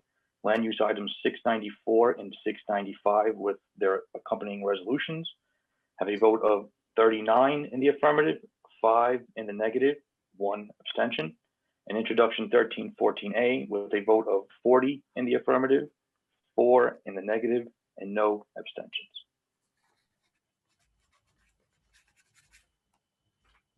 Thank you so much, Billy Martin.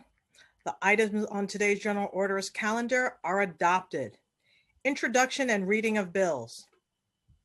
All bills have been referred to committees as indicated on today's agenda. Thank you. We will now move into the discussion of resolutions. As a reminder, please wait until the Sergeant at Arms begins the countdown clock before you begin your remarks. Thank you. Madam Majority Leader, Councilmember Rivera wishes to speak. Okay. Councilmember Rivera, you may now begin. Time begins. Thank you, Madam Majority Leader, for giving me the opportunity to speak briefly on two of my resolutions that we are voting on today that call on the state legislature to repeal New York Penal Law Section 240.37, commonly known as the walking while trans ban. For years, this law has been used by police officers to arbitrarily single out and arrest people suspected of prostitution, and has specifically been used to discriminatorily target Black and Latino trans communities. In my conversations over the last year with advocates and trans New Yorkers, I heard countless stories of police officers going out into the streets to harass and arrest New Yorkers who are out with their friends in their neighborhoods. Their crime? A short skirt, a bra strap showing, tight pants, or simply an Adam's apple. It is unacceptable in 2020 that New York State still permits police to target New Yorkers solely for their gender expression and, frankly, their existence. The victims of this law, the majority of whom are arrested in just predominantly 5 Black and brown police precincts, can face sexual assault and violence while incarcerated, and even after their release, the consequence of their arrest can have a lasting, devastating effect. The walking while trans ban is one of only 2 violations in the entire state penal code that can never be sealed, meaning that victims can later be denied public housing, immigration renewals, or other benefits. This cannot be allowed to continue. Today's vote will send a clear signal to leaders in Albany that the removal of this section of the state penal code is a top priority for New Yorkers across the 5 boroughs. And I hope that after the deep public reckoning our nation has faced around police brutality and systemic racism this year, the state legislature will act quickly to repeal the walking while trans ban and ensure that New Yorkers who've been previously prosecuted deserve the chance to seal their records. I just want to thank all of the advocates in the Walking While Trans Ban Coalition who have pushed for this legislation, particularly T.S. Candy, Jared Trujillo of the Legal Aid Society, Brian Romero of GMHC, the entire team at Make the Road, and so many others. And I have to thank the whole team at the council, including Jason Goldman, Brenda McKinney, Chloe Rivera, especially my LGBTQ liaison, Iraq Jahansky, Johnson, of course, and a leader in this movement, Councilmember Drum. Thank you. Please vote aye. Thank you. Are there any other members at this time, Mr. Parliamentarian, who wish to speak? No, Madam Majority Leader. Madam Majority Leader, I just want to thank Councilmember Rivera and say these are really important resolutions today that we're passing, and I hope our colleagues vote in favor of it. Congratulations, Carlina. Thank you, Speaker Johnson. We will now have a voice vote on today's resolutions. If you wish to vote against or abstain from either of today's resolutions, please notify the Legislative Documents Unit by email. I'll now read today's resolutions into the record. Resolution 923 calls on the New York State Legislature to pass and the governor to sign S2253-A654, which would repeal section 240.37 of the New York Penal Law, loitering for the purpose of engaging in a prostitution offense. Will all those in favor say aye? Aye. Aye. Aye. Aye. Aye. Aye. Aye. All opposed say nay. I'm sorry, aye. Any abstentions? Aye. The ayes have it. Resolution 1444-A calls on the New York State Legislature to pass and the governor to sign a bill to amend the criminal procedure law to allow violations for loitering for the purpose of engaging in a prostitution offense, Penal Law Section 240.37, to be sealed and have the law apply retroactively. Will all those in favor say aye? Aye. Aye. Aye. Aye. Aye.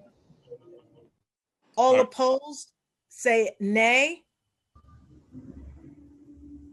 Any abstentions? The ayes have it. We will now move into general discussion. As a reminder, please wait until the Sergeant at Arms begins the countdown clock before you begin your remarks. Parliamentarian, are there members who wish to speak at this time? Yes, Madam Majority Leader. Council members Yeager, Kalos, and Darma Diaz.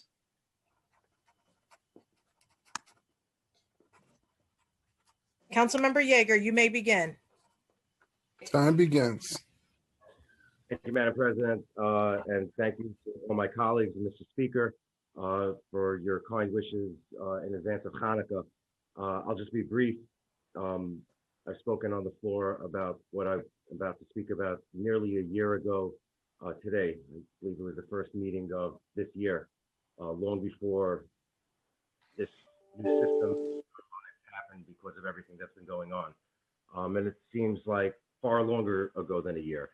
Nearly 2,200 years ago, a very small band of Jews decided that the tyranny and the oppression of those who wish to obliterate our religion and to end our existence was no longer going to be tolerated.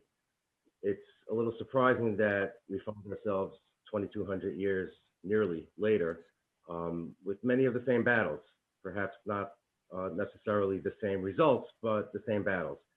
2 days ago in my neighborhood in Borough Park, a vehicle stopped at 6 in the morning at an intersection. 3 gentlemen jumped out and chased the young teenage Hasidic boy down the street as he was about to go to yeshiva. In our community, yeshiva children go at approximately 6 in the morning. Later that day, I learned that that same car did that 6 other times throughout the neighborhood that morning. That's just my recitation of one anti-Semitic incident, or I guess 6, in the last 48 hours. I spoke about this last year. I'm going to say it again. The obligation on those of us who hold public office and those in the media to watch their words, to watch what they do in our communities, to shine lights on us, lights of division, lights of derision, lights of saying that Jews don't belong here. Keeping in mind that the United States is one of very few countries where Jews have not been expelled in our history. And here we are today, and the same thing is happening. And it's over and it's over. Madam President, I'm about to go over. Continue. In the home of the greatest city in the world, the place where we were guaranteed a religious freedom, the place where people in my community and in the Roman Catholic community had to go all the way up to the Supreme Court to get that religious freedom back and be given it on Thanksgiving. It's time to say enough is enough, and I sometimes feel that we're not saying that. And I know that there are a number of members here who do very strongly say that. But the reality is that what the language we've seen in government in the last 6 or 8 months, shining a light on my community as not the victims of the coronavirus, but the creators or the spreaders or the perpetrators of the coronavirus. And weeks later, we see it spreading all through the city, and not a word is said about the religion or the ethnicity of the victims of the coronavirus in other neighborhoods. But when it's Orthodox Jews, it's all over the place. You won't read a single word, and I'm wrapping up now, thank you, Madam President, about the incident I spoke about a few minutes ago in the New York Times. You won't. If it happened to any other ethnicity anywhere else in the city, you would. But you won't, because the victims were Orthodox Jews. So again, I wish you all a very happy Hanukkah. I'm grateful for your friendship and for your service and for your kind words to my community. And to those who celebrate, Merry Christmas, happy and a healthy and wonderful 2021. May God bless you all, and I'm very grateful for your friendship. Thank you. Thank you, Councilmember Yeager. Councilmember Kalos, followed by Councilmember Diaz. Now more than ever, New Yorkers are looking for ways to get involved in government. And local government offers countless opportunities for the public to weigh in on decisions. The problem is even elected officials don't always know when or that they must weigh in on decisions. And if we don't know, how can the average New Yorker know?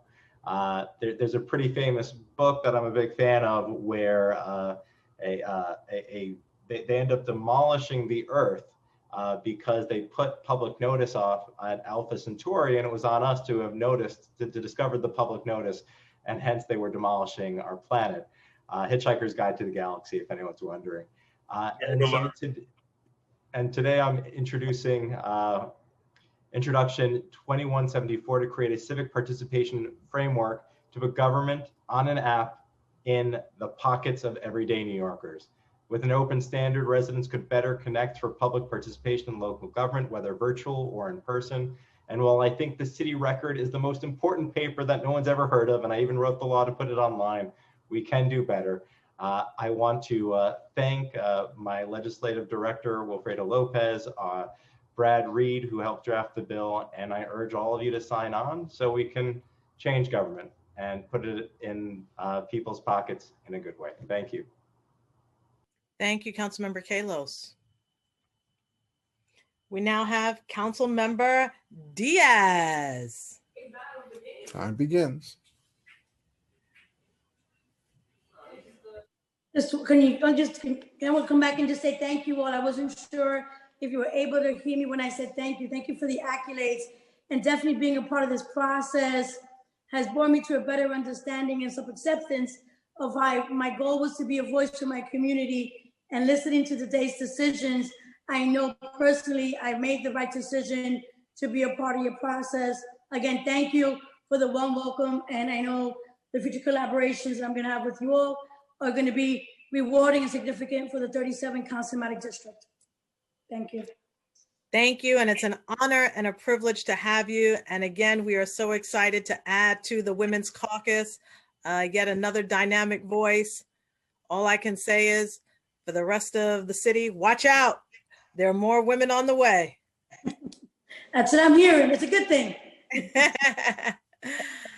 Are there any others that wish to speak at this time, Mr. Parliamentarian? Yes, Madam Majority Leader. Council members Levin and Miller. Councilmember Levin, you may begin. Time begins. Actually, if I get past to Councilmember Miller first. I'm sorry, I'm looking for my remarks. Councilmember Miller, would you like to begin? Yes, I neglected to say, and I just want to ensure that I wish all of those celebrating a very happy Hanukkah to all of my colleagues, council staff, and to those New Yorkers who are celebrating Hanukkah. Happy Hanukkah to all. Thank you.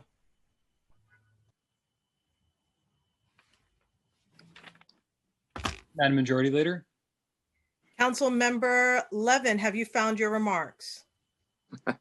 I have not, Madam Majority Leader, so I'll have to pass. Thank you very much, but happy holidays to everybody. Thank you. Madam Majority Leader, in the meantime, we could recognize Councilmember Cornegie, who also wishes to speak. Councilmember Cornegie. I would be remiss. I had a long list of thank yous and earlier, and I was remiss in not mentioning those celebrating Hanukkah. Have a happy Hanukkah, especially in the hoods around Brooklyn. All my Hasidic colleagues and friends in Williamsburg, Borough Park, Crown Heights. Happy Hanukkah. Enjoy. Thank you, Councilmember Cornegie. Are there any other members at this time? Majority Leader, I have found my remarks. Thank you. My colleagues, this week, one of our neighbors in New York City died on the street, likely due to hypothermia from sleeping in the cold. It is the beginning of December, but this was predictable. Once the governor ordered the subways to be shut down nightly for cleaning early in the pandemic, it became clear that many New Yorkers would not be able to have the refuge, those that are not living, that do not have a home, from the cold weather. And knowing that many sources of temporary shelter, such as libraries, hospital waiting rooms, etc., would also not be available due to the restrictions put in place to combat the pandemic, the city has done little to prepare alternative solutions. We're all aware of the controversy associated with the use of hotels to give people experiencing homelessness safe refuge from the pandemic. In the immediate, the governor should reopen the subway for 24-hour service, and the city needs to implement a pandemic code blue response. We also need real solutions that include fewer police calls on people experiencing homelessness and more investment in supportive housing. Yesterday, the Campaign for New York Housing, which is supportive housing, reported that the number of single adults sleeping in shelters is higher than any time in history in New York City, with more than 20,000 single adults in shelter every night. We need to immediately prioritize permanent supportive housing development in addition to temporary housing. The General Welfare Committee will be holding a hearing on supportive housing this coming Monday, December 14th. And so I encourage you all to join us in this hearing so that we can shine a light on the city and state's efforts to support the most vulnerable New Yorkers at this most vulnerable time. Thank you. Thank you. Parliamentarian, are there any other members who wish to speak at this time? No, Madam Majority Leader. I just want to close and continue to echo the sentiments of Councilmember Barron and lifting up our great honorable, the late great David Dinkins. I just remember in the 1990s, as a teenager in Brooklyn, New York, going to Boys and Girls High School to see Nelson Mandela come to Brooklyn, New York after 27 years of being imprisoned, and knowing that the Honorable David Dinkins played an instrumental role. He was a global leader. He raised his voice to end apartheid, and he was synonymous with ending apartheid, but also the lead up to Nelson Mandela eventually becoming president of South Africa. Here in New York City, he continued to be a leader by shattering those glass ceilings and becoming the first African-American mayor of the city of New York, with such projects as expanding and revitalizing Times Square, the Billie Jean Tennis Center, the Safe Street, Safe City program. He built more affordable housing than his successor did in 2 terms following him. He was a dynamic leader, an incredible role model, and because of him, we are all here in this body. This is one of the most diverse city councils in the entire country, and it is because of him, because we believe that we can dream that much bigger because of his legacy. And it's because of him that we have so many firsts in New York State, such as Attorney General Letitia James, Public Advocate Jumaane Williams. We have our first Black African-American borough president in Eric Adams, the first district attorney, African-American, Ken Thompson, then followed by the great Eric Gonzalez. We have district attorney from the Bronx, Darcel Clark, Speaker Carl Hastie, county leader, the Kings County leader is Ranice Bishat. We have 3 majority leaders, African-American women, Andrea Stewart Cousins, Crystal Peoples-Stokes, and myself. We have Congressmember Hakeem Jeffries, the Democratic Conference leader. We have Congressmember Yvette Clarke, the only African-American woman representing in New York State in the House of Representatives. There are so many firsts, and I could go on and on and on. I'm looking at one such as Councilmember Debbie Rose, first African-American woman elected in the borough of Staten Island, and the list just continues. It's because of Mayor Dinkins that we have a President Barack Obama. He's shattered so many ceilings and caused us to believe that we can be whatever it is that we truly want to be. And we thank you for his courage. Our condolences go out to the entire Dinkins family on the loss of Mayor Dinkins, and as he fondly referred to her as Joyce, as his bride. You are going to be missed. You've set a strong precedent. We love you. And thank you for always coming up to the steps of City Hall, even in your 90s, to fight for the issues that mattered most to everyday New Yorkers. How many of us can say at the age of 90, we will continue this fight, we will continue this struggle, and we will continue to be out here when the people call? Thank you so much. And I will now turn this meeting over to Speaker Corey Johnson to close today's stated meeting. Thank you, Madam Majority Leader. We continue to hold Councilmember Ampry-Samuel and her family in our thoughts and prayers moving forward. I didn't know it was Councilmember Ayala's anniversary, but I love her husband and I love her, and I'm really happy for them. And the stated meeting of December 10th is hereby adjourned. Thank you. Thank you.